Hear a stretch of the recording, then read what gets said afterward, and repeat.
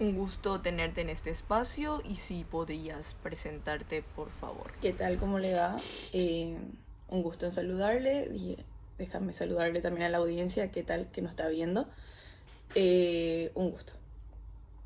Mi nombre es Abril Denise Portillo Montiel, soy del sexto semestre y te comento, hoy vamos a estar dando un poco de lo que es la cultura indígena. Vamos a pasar un poco, a hacer un repaso general sobre sus creencias, rituales, etcétera, para luego pasar a lo que es la cultura afro-paraguaya y vamos a ir concluyendo hablando un poquito sobre las proyecciones folclóricas de tercer grado y las fantasías coreográficas. Entonces nos quedamos contigo y con qué comenzamos. Sí, vamos a hablar de diferentes pueblos indígenas. Cuando vos me digas, comenzamos. Adelante, el espacio es todo tuyo. Gracias. Primero vamos a hablar de la familia lingüística mataco-paraguayo. El pueblo indígena es el mataco.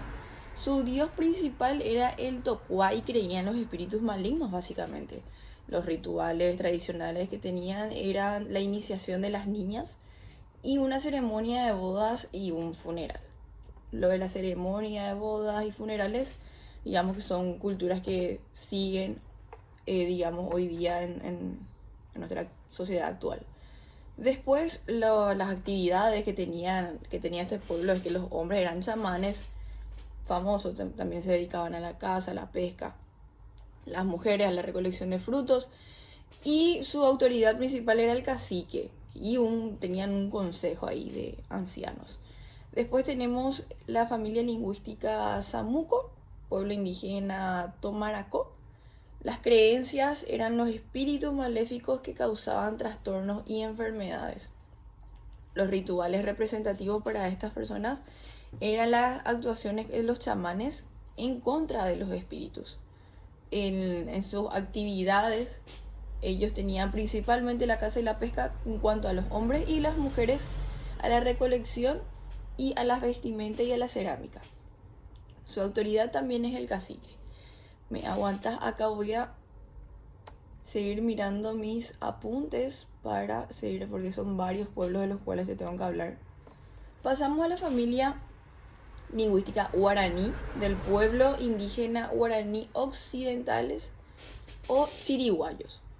Las creencias, el chamanismo estaba muy difundido. El chamán y mediante sus prácticas lograban curar a los enfermos y podrían influir, sobre agentes atmosféricos.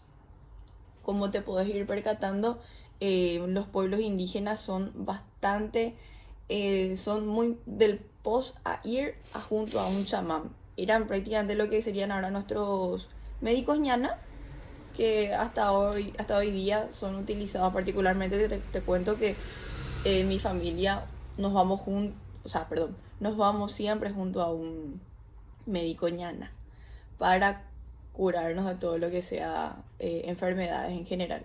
Al menos en mi familia es muy creyente de esa práctica.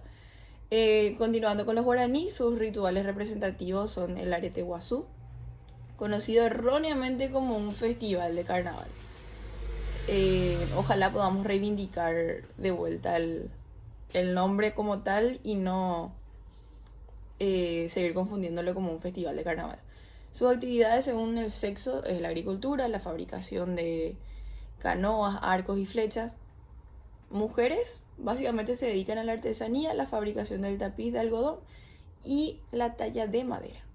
Su autoridad es el cacique, que se le llama el famoso oreruilla. Voy a bajar un poquito más.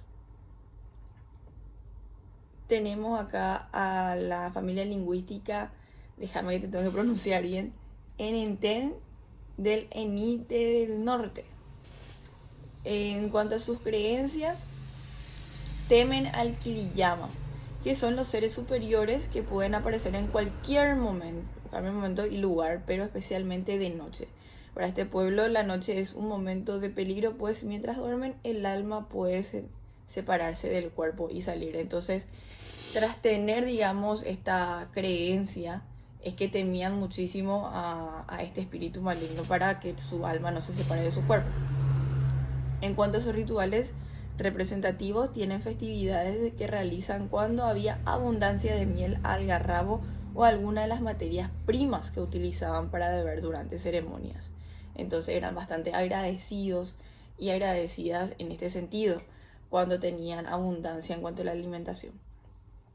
Las actividades según el sexo, los hombres básicamente siguen con la pesca, con la caza, con la recolección antiguamente, pero los resultados fueron reduciendo a través de los años.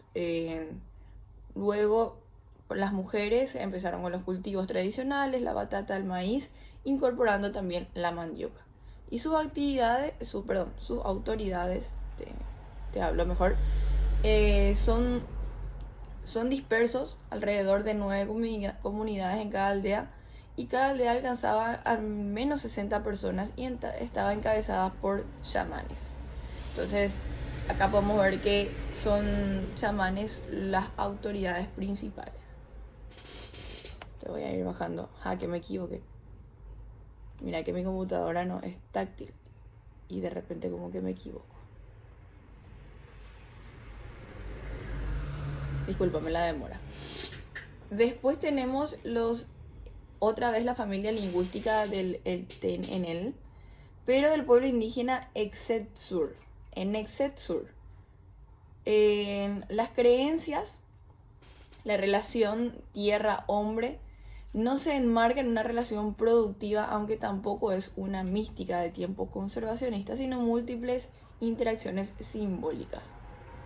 En cuanto a sus rituales representativos, como el resto de los pueblos de la familia lingüística, construyeron una vida social política estratificada, compartiendo fiesta con los pueblos vecinos, con los que en la actualidad esa construcción simbólica cultural sea compartida entre los Entelme. Seguro la profesora después me va a corregir la pronunciación porque creo que no llego a pronunciar bien la palabra.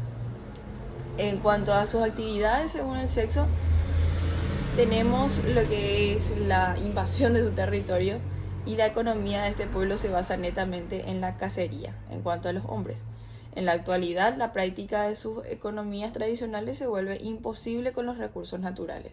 Entiéndase que cada vez los pueblos indígenas son más saqueados y reprimidos por el Estado, por ende los recursos naturales para estas personas se van acabando. En sus autoridades, cada aldea nuevamente encabezada por chamanes.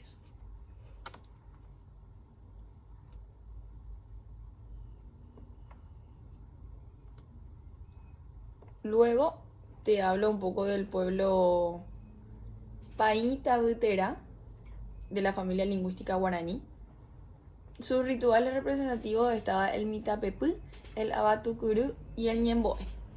El Mitapepú, discúlpenme, momento en el cual los varones puberes reciben la perforación labial de los que le identifica como Paintabutera.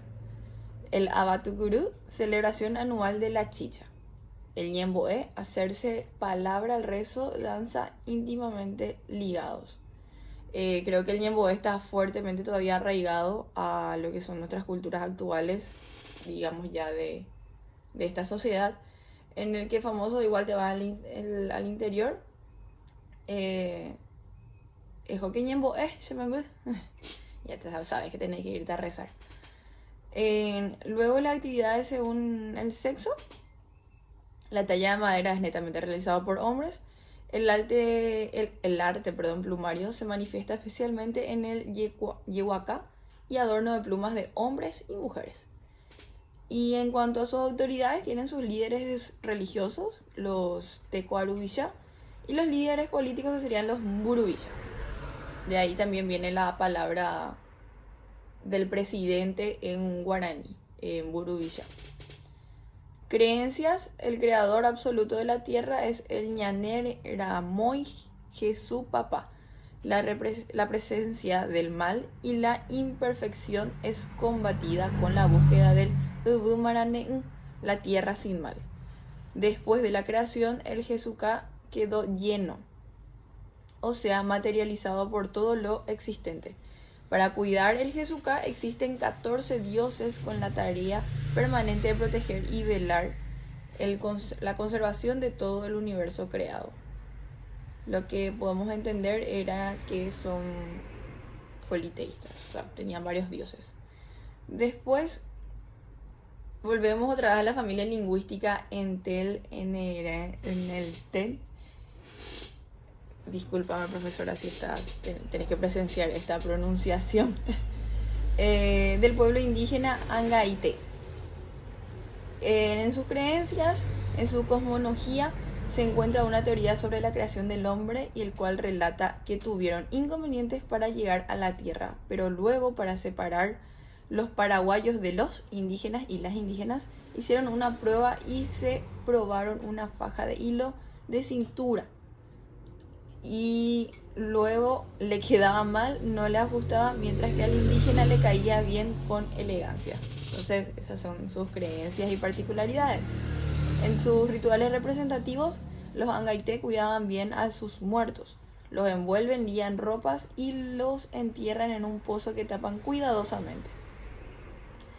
Moxoanac los recibe a todos llevando a sus almas. Cuando es difundido, sale y le llama Ikekama. En el pozo quedaron los cuerpos. En su búsqueda envían a los Ensep, espíritus de aspecto humano, tamaño muy pequeño, y a veces ellos apuran la muerte de enfermos para llevarlos al oeste.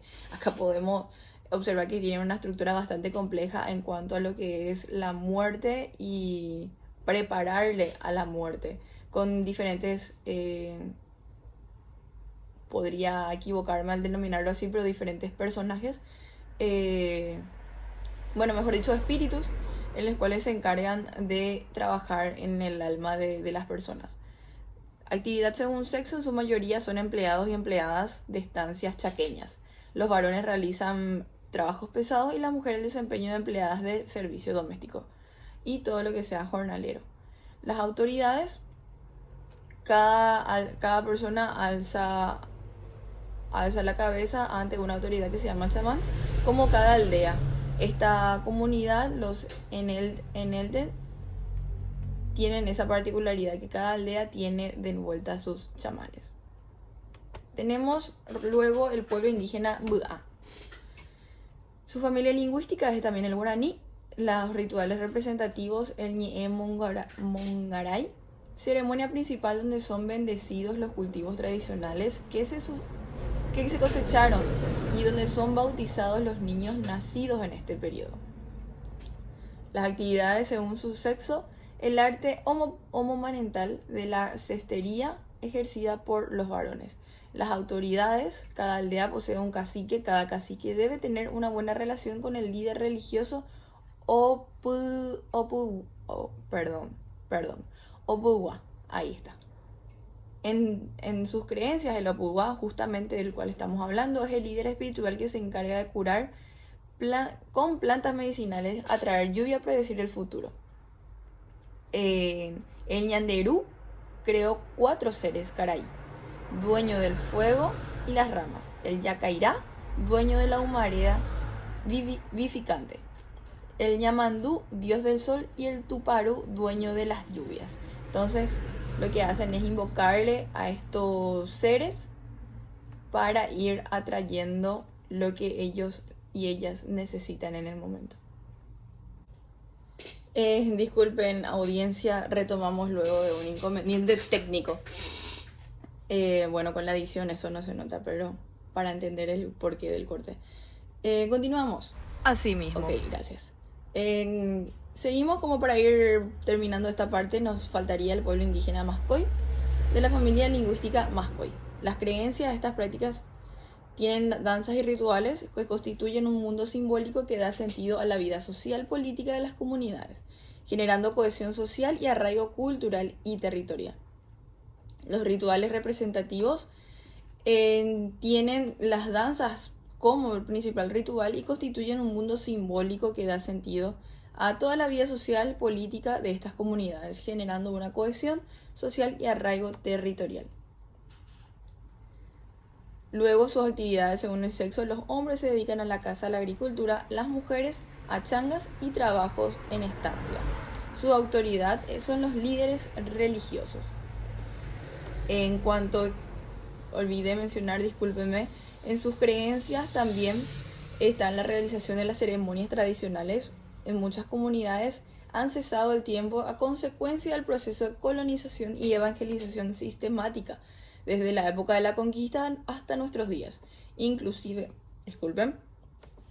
en la región occidental existen casos donde estas han sido perseguidas y prohibidas por proyectos evangelizadores de diversas religiones. Yo quiero quedarme en este punto específico a dar mi repudio total a este tipo de prácticas, porque entiéndase que desde que nos colonizaron, entendemos también, con los compañeros y compañeras solemos utilizar el término también de cuerpos colonizados. Entonces, cuando los líderes religiosos te quieren inculcar un tipo de creencia, matando lo que vos ya tenías o lo que vos construiste como lo que son tus creencias espirituales, me parece nefasto. Me parece nefasto que ellos, o sea, esta comunidad indígena tenía sus propias creencias que fueron desapareciendo por culpa de este tipo de líderes religiosos colonizándolos y queriéndolos evangelizar. Algo que siempre me altera bastante realmente, porque nunca puedo tener, digamos, una buena imagen de líderes religiosos. Luego tenemos por último el pueblo indígena Toba, de la familia lingüística de Guaycurú. En cuanto a sus rituales representativos, el infanticidio es muy fuerte, pero es parte de sus rituales de recién nacidos. Es una costumbre que se debía a la escasez de recursos alimentarios que solían sufrir. Y déjame mencionarte que, si no me equivoco, también esto sucede en China, cuando una mujer va a concebir su segundo hijo, lo matan o realizan una especie de aborto. O si la criatura también nace niña, entonces para evitar la reproducción. El infanticidio, digamos que es parte de la cultura de ellos y de ellas. Por contrapartida, los hijos que sobreviven eran tratados con especial dedicación y afecto. Pero no hay para más, ¿verdad? Le dejaron vivir a la pobre criatura.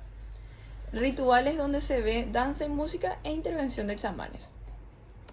Luego, sus actividades según sexo: los varones desde muy temprana edad se dedicaban a la caza y a la pesca, las mujeres a la recolección y a una insípida de agricultura hortícola, en gran medida influida por aportes andinos y amazónicos. Su autoridad: los chamanes, pastores, protestantes y líderes religiosos. Lo que podemos concluir un poco en lo que es las semejanzas de todos estos pueblos indígenas y pueblos originarios, prefiero llamarlos pueblos originarios, es que justamente sus líderes siempre fueron sus chamanes por lo general, y siempre acuden a sus chamanes para la cura o para que estas personas sean las que encabecen sus rituales, ya sea un poco de tinte malévolo o para el agradecimiento de abundancia o de cómo tienen los recursos naturales y ese tipo de cosas. Ahora queremos invitarle a pasar a la siguiente sección, que es hablar sobre el afro paraguayo. Interesante todo lo que nos comentabas, Abril, de inicio, y ahora vamos a hablar un poco sobre la cultura afro. ¿Qué nos podés comentar más o menos sobre todo esto? Voy a estar pasando, digamos, por todas, las diferentes comunidades afrodescendientes, cuando me indiques. Por supuesto, adelante, tenés la palabra. Gracias. Continuamos, audiencia. En la población afro-paraguaya vamos a comenzar con los Cambacuá. Es una comunidad situada en la ciudad de Fernando de la Mora, a 10 kilómetros del centro de Asunción, que también es conocida con el nombre de Barrio Lomo Campamento. La mayoría de las 300 familias residentes en este lugar descienden de los esclavos negros libres al servicio del general José Gervasio Artigas, durante la lucha del Uruguay por su independencia de España. En el decenio de 1820, estas tropas leales y algunos familiares siguieron a Artigas al exilio en Paraguay, donde el gobierno del doctor Francia les dio semillas, animales y 100 hectáreas de tierra aptas para el cultivo, ocupación a lo que se dedicaron ellas y sus descendientes por más de un siglo. Su nombre, inicialmente despectivo, proviene del guaraní y la traducción que sería Cueva de Negros. Los cambacuá, los que actualmente viven allí, son descendientes, justamente como te decía, de esclavos. Estos eran lanceros uruguayos que vinieron, como mencionaban, con Artigas desde el Uruguay. Luego pasamos a la población de Campamento Loma y Laurel. En la época colonial, las negras, denominadas Camba La Merced, practicaban sus danzas en una loma que se extendía entonces desde la actual calle Víctor Aedo hasta Loma Tarumá en Asunción. Era de verse, al verse en general regocijo con el que el 24 de septiembre se celebra el día de dicha loma Tupazú La Merced Ara, en honor, digamos, a toda esta cultura. Muy pocos son los negros que han llegado a nuestro país, sin embargo tuvimos noticias que entre 1869 y 1879 la practicaban la bomba o danza negra, que luego fue prohibida por decreto.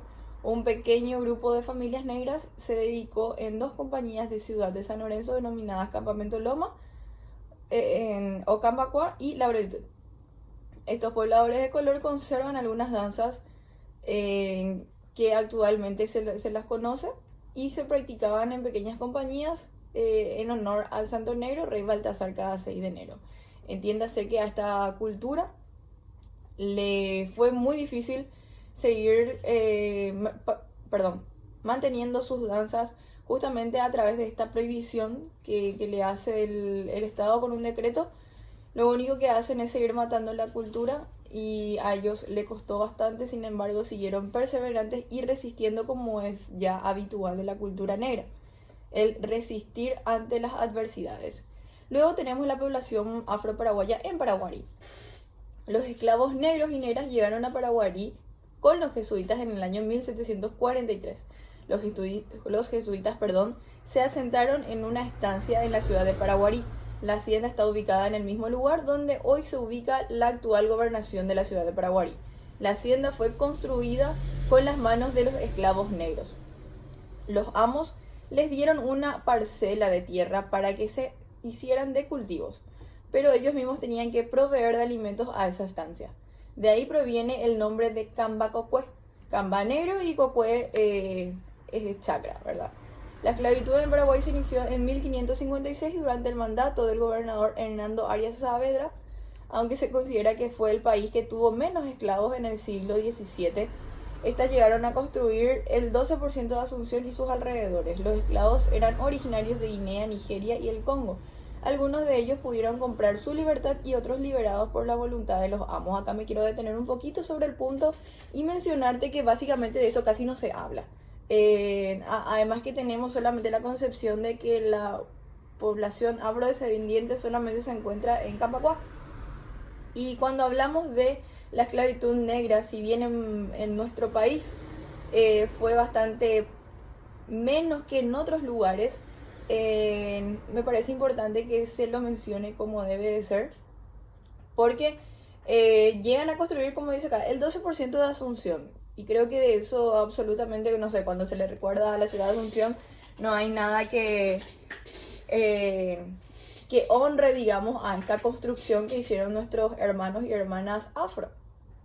Y también que tenemos mucho la concepción, y esto también mucho de las películas que por ahí consumimos, que la población afro, o sea, los esclavos y las esclavas, solamente era posible allá en Estados Unidos, pero ahora podemos notar, verificar con la información que tenemos que esto pasaba en toda América en general, en algunos países más que otros, pero no por ello tenemos que ningunear de esta manera lo que es la sufrida historia de la gente negra. Y disculpame que te diga, pero me toca más porque ponerle que no soy negra, pero tampoco soy blanca, así que de color me considero. Luego estamos la población afro-paraguaya en Emboscada. Es un municipio que ahora tiene cerca de 14.000 habitantes y fue fundado en 1740 bajo el nombre de Emboscada de Pardos Libres, debido a que era un punto frecuente de emboscadas y porque sus primeros pobladores fueron 500 pardos, negros y mestizos libertos. Al tiempo que los afrodescendientes hacían todo lo que estaba a su alcance para eludir las barreras discriminatorias, ya sea vestimentas, iglesias o milicias, el grupo dominante también entretejía sus propias estrategias para acentuar estas diferencias. Esto es lo que es famoso, veíamos en Brooklyn, allá en New York, lo que sea, que baños para negros, baños para negras, colegios para negros, colegios para negras. Entonces, podemos notar que en Paraguay mucho de esa diferencia no tenía, era casi la misma, disculpen la palabra, porquería. En 1740 se creó el pueblo de Emboscada exclusivamente con pardos libres. Aunque a primera vista queda clara su función militar de antemural contra las incursiones de los indígenas chaqueños, no se explica muy bien el porqué exclusivamente de pardos. Luego tenemos la población afro-paraguaya y campamento de Asunción. Disculpen.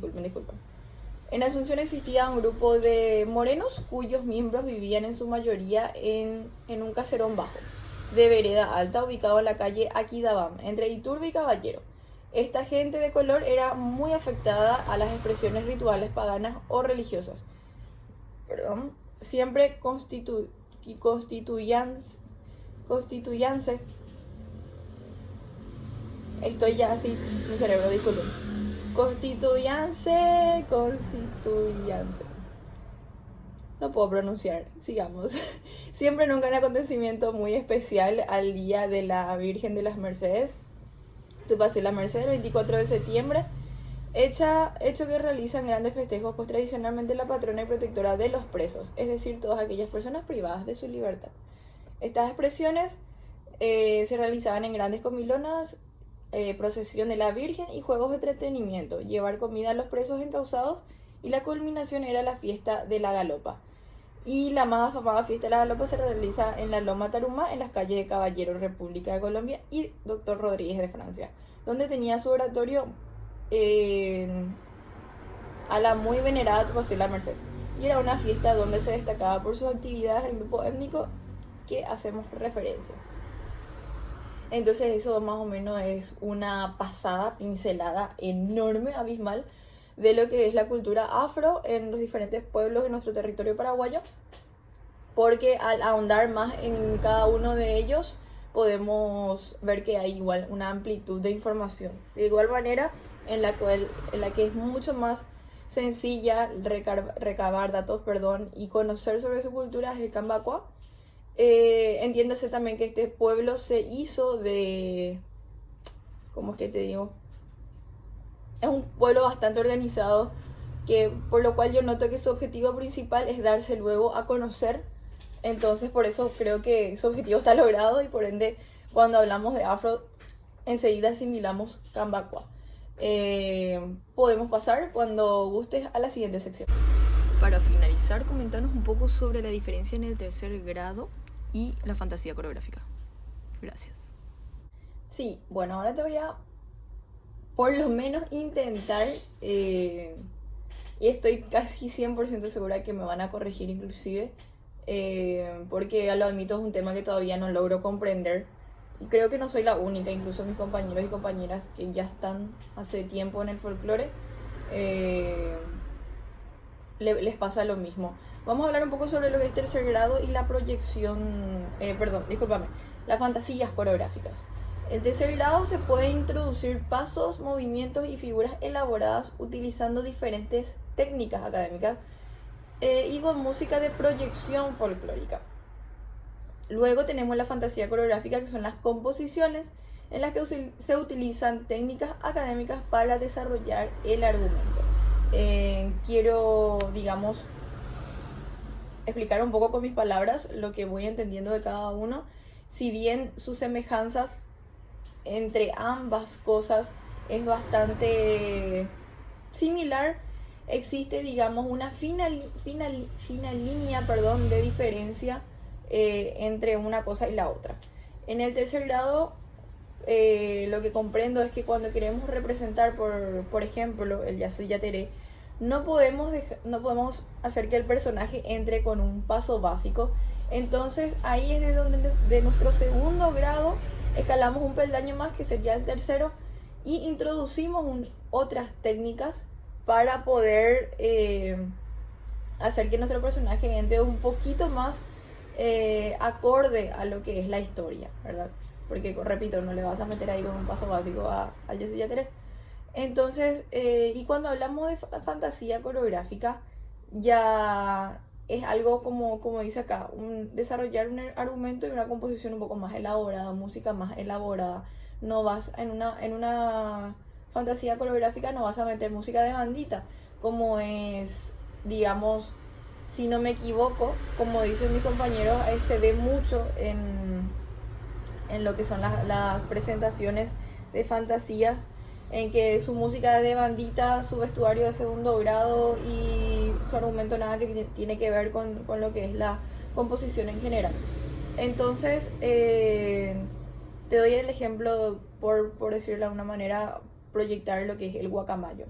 El guacamayo rojo, sus alas, ¿verdad? Entonces, si nos basamos en esto y en hacer nuestra historia, para una fantasía coreográfica tenemos que buscar una música más estilizada, los vestuarios tienen que estar inspirados a lo que es el guacamayo rojo,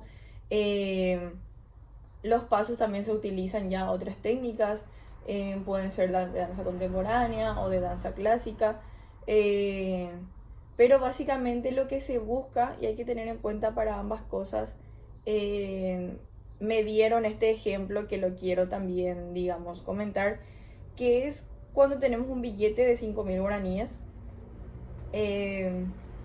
Aguántame, no me voy rapidísimo, voy a buscarse que el billete de 5.000.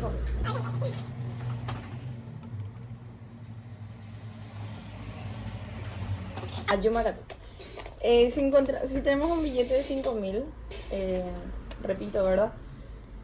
Puedo ir sacándole varios elementos al billete de 5.000. Puedo sacarle, no sé, el número, acá a don Carlos Antonio López, puedo sacar la locomotora. Pero se tiene que seguir entendiendo cuando te muestre, al sacarle esos elementos, que el billete sigue pareciendo un 5.000. O sea, vos tenés que ver y seguir diciendo esto es un 5.000. Inclusive le podés llegar a sacar Banco Central de Paraguay, las firmas, los símbolos nacionales. También la parte de atrás podés sacarle el Palacio de los López. Podés ir sacándole varias cosas, pero repito, lo mismo. Cuando yo te muestre, se tiene que seguir notando que esto es un 5.000. ¿A qué quiero ver con ello? He dicho que no se tiene que perder la esencia folclórica por querer mostrar algún tipo de historia, argumento, etc. Siempre tiene que prevalecer el folclore y lo que es, repito, su esencia. Entonces, sin más que explicar, eso sería, digamos, desde mi punto de vista, lo que entiendo y comprendo sobre lo que es la diferencia o semejanzas, que yo siento que son más semejantes que diferentes, el tercer grado y la fantasía coreográfica. Nada, un gusto estar en tu espacio. Gracias por brindarme la posibilidad de poder compartir contigo, compartir con la audiencia. Y espero que nos veamos pronto nuevamente. Eso esperemos. Muchísimas gracias.